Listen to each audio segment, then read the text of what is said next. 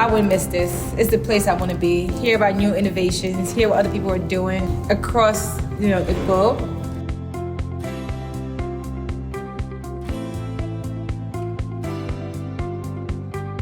I'm going to be talking about how we heal our communities through food.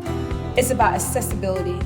And when your food becomes accessible, that's power.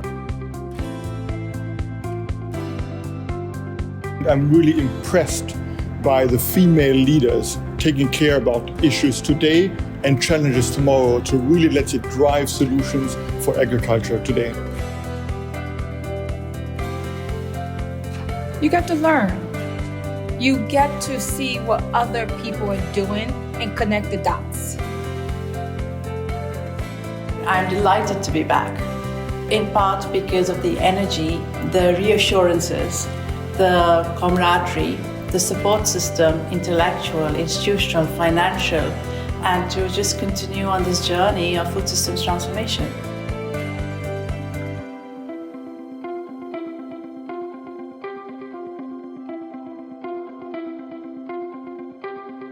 The world needs more women who live and work with brave authenticity and conviction.